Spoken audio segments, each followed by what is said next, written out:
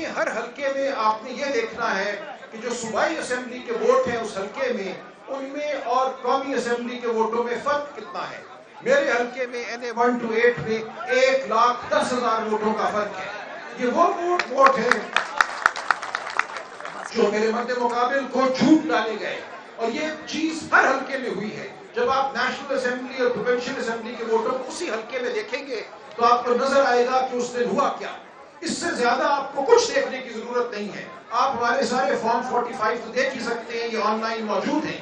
इन फॉर्मों को कोई शख्स 2 दिन में नहीं बना सकता था। हमने इलेक्शन कमीशन में फौरन ये फॉर्म फाइल कर दिए ताकि ये इल्जाम न लगे कि किसी ने ये बाद में बनाए हैं।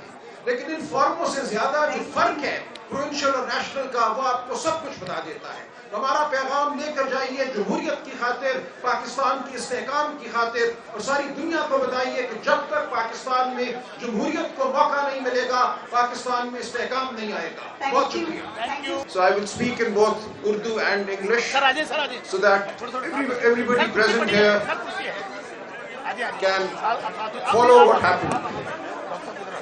So the first thing to remember while we look at the data, the evidence that we have, is that the rigging that happened with respect to this election primarily happened at the offices of the returning officers. Now that is a very serious thing. Normally one talks of rigging at polling stations, where the accusation is that the rival candidates carried out the rigging. But once the votes have all been brought to the office of the returning officer, who is a state official, and once the forms, the form 45 that tabulates the result at every polling station has been brought to the office of the returning officer, one expects that the final aggregate based on the results from each of the polling stations would be done fairly by the returning officer. Unfortunately, sadly, tragically, what happened between the night of the 8th and the 9th of February and during the course of the morning of the 9th of February was a massive assault on democracy in Pakistan. Fictitious forms 47 were created which had nothing to do with the underlying vote that had been cast on the 8th of February. The underlying forms 45 that were delivered at the returning officers were tampered with, were discarded, and completely fictitious results were created in at least 90 National Assembly constituencies. Now this raises a very serious and troubling question for democracy going forward. What is the point in holding an election if you're going to create a result out of thin air? Why should people come and vote at all on polling day if the result is going to have nothing to do with how they voted? So now what we are facing is a permanent question mark over democracy going forward. If the state officials responsible for safeguarding the election can be won over, can do what they did during the night of the 8th and the 9th and the morning of the 9th of February, then every election to be carried out in Pakistan, to be conducted in Pakistan, becomes a farce. That is why we are standing up and we are saying this farce must be reversed.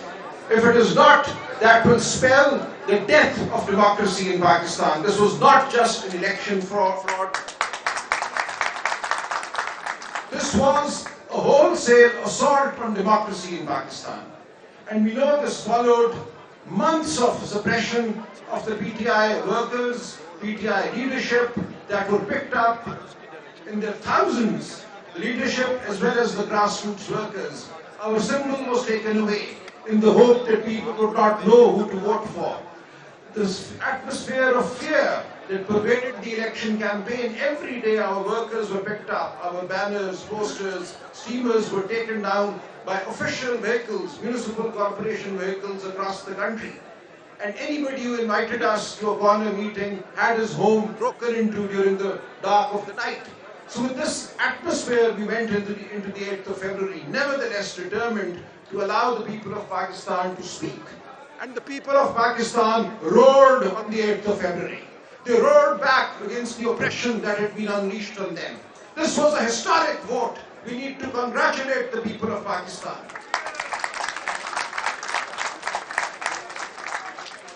I went to polling stations in dark, dingy lanes And I went to women's polling stations that day where illiterate women were standing, queuing in lines for hours. And they had actually painted our election symbols on their sleeves, on their hands. We all had different symbols. I had a badminton racket. People underneath me, somebody had an aeroplane, somebody had a paintbrush. And they knew who to vote for. These were illiterate women and men. They had taken our symbols to their hearts. We really thought that we would have a tough time getting people to vote for our diverse symbols. But the people assured us. They said, we know who you are. We know who you're standing for. We know what you're standing for. They cannot fool us by taking your symbol away. This was a magnificent effort by the people of Pakistan.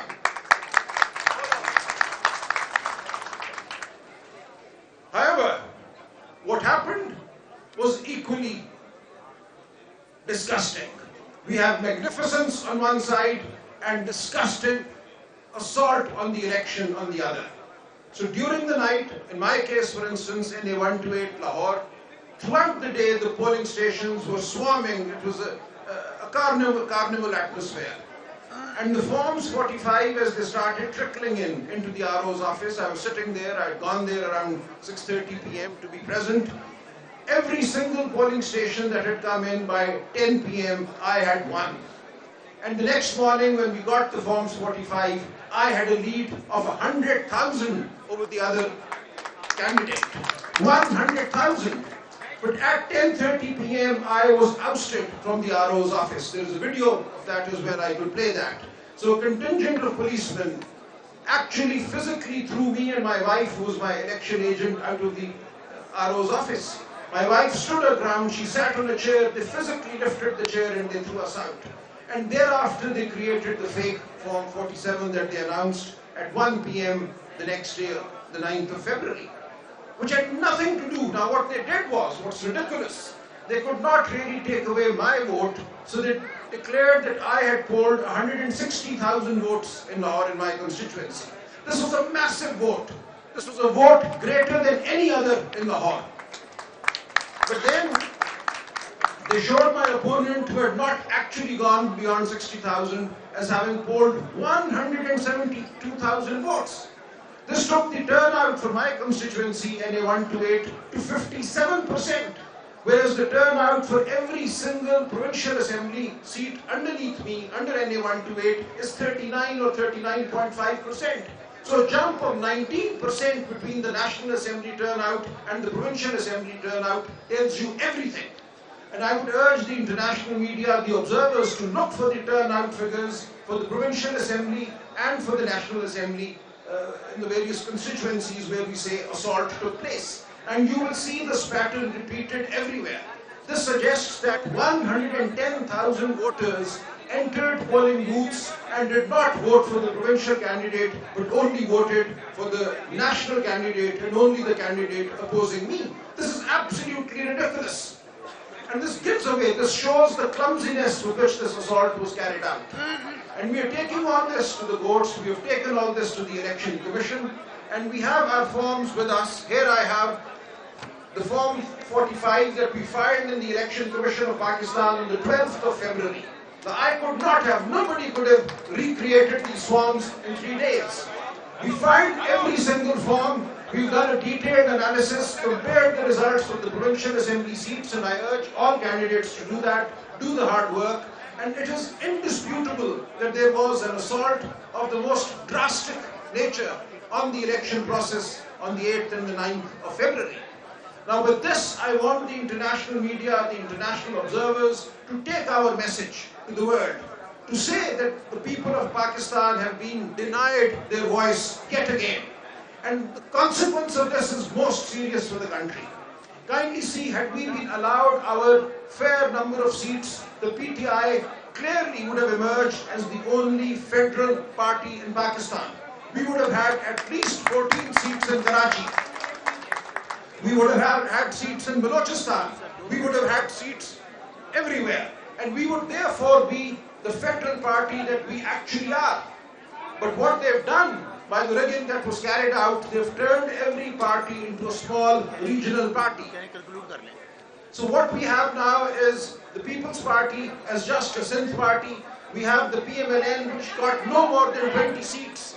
With fake seats given to them, their figure has gone beyond 70. But it is clear that by fracturing the mandate of the PTI, we have done damage to the federal project in Pakistan.